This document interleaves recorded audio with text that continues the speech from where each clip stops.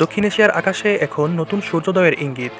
দীর্ঘ নিরাপত্তার পর অবশেষে বাংলাদেশ এমন এক পদক্ষেপ নিয়েছে যা পুরো অঞ্চলের শক্তির ভারসাম্য পাল্টে দিতে পারে।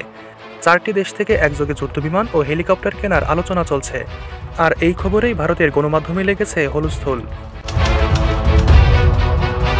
চীন থেকে আসছে 20টি জেট-এনসি মাল্টি-রোল ফাইটার জেট, ইতালি থেকে 10টি ইউরোফাইটার টাইফুন, পাকিস্তান থেকে 16টি JF-17 থান্ডার আর তুরস্ক থেকে 6টি T-129 অ্যাটাক হেলিকপ্টার।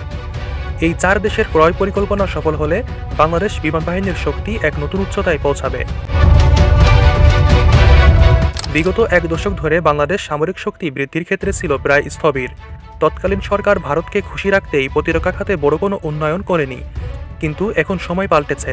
অন্তর্বর্তী সরকার পরিষ্কার বার্তা দিয়েছে, বাংলাদেশ আর কারো ছায়াতলে থাকবে না, নিজের নিরাপত্তা, নিজের শক্তি নিজের হাতেই রাখবে। এই ঘোষণার মধ্য দিয়ে শুরু হয়েছে বাংলাদেশের প্রতিরক্ষা পুনর্জাগরণ। চীনের জেট-এনসি হল আধুনিক AES রাডার ও সুপারসনিক গতির যুদ্ধবিমান, যা একসঙ্গে বায়ু ও স্থল লক্ষ্যবস্তুতে আঘাত হানতে সক্ষম। এর গতি ঘন্টায় প্রায় 2000 কিলোমিটার, আর দূরপাল্লার মিসাইল সিস্টেম একে করে তুলেছে ভয়ঙ্কর প্রতিপক্ষ। ইউরোফাইটার টাইফুন ইউরোপের সবচেয়ে উন্নত ফাইটার, যার ককপিটে বসে এক পাইলট একসঙ্গে 6 দিকের লক্ষ্যবস্তু নিয়ন্ত্রণ করতে পারে। এটা শুধু যুদ্ধবিমান নয়, এটি এক চলমান যুদ্ধঘাঁটি। JF-17 থান্ডার পাকিস্তান ও চীনের যৌথ উদ্ভাবন, দ্রুতগতিতে আঘাত করে ফিরে আসতে পারা এক লাইটওয়েট কিন্তু মারাত্মক কার্যকর ফাইটার। আর T-129 অ্যাটাক হেলিকপ্টার সীমান্তে, পাহাড়ে বা কঠিন ভূখণ্ডে শত্রুর ঘাঁটি ধ্বংসে এক মারাত্মক অস্ত্র। এটি নিম্ন উচ্চতায় উড়ে শত্রুকে বুঝতে না দিয়েই আঘাত করতে পারে।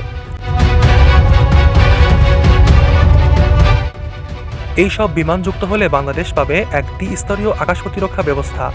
এর ফলে সীমান্ত টহল, আকাশে টহল আর মেরিটাইম ডিফেন্স সবখানেই বাড়বে নিয়ন্ত্রণ। সবচেয়ে বড় কথা, কোনো আগ্রাসন শুরু হওয়ার আগেই বাংলাদেশ দিতে পারবে দ্রুত পাল্টা জবাব।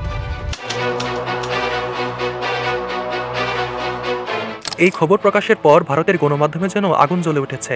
তারা বলছে, বাংলাদেশের এই সামরিক প্রস্তুতি দক্ষিণ এশিয়ার নতুন নিরাপত্তা সংকট তৈরি করতে পারে। কিন্তু বাস্তবতা ভিন্ন।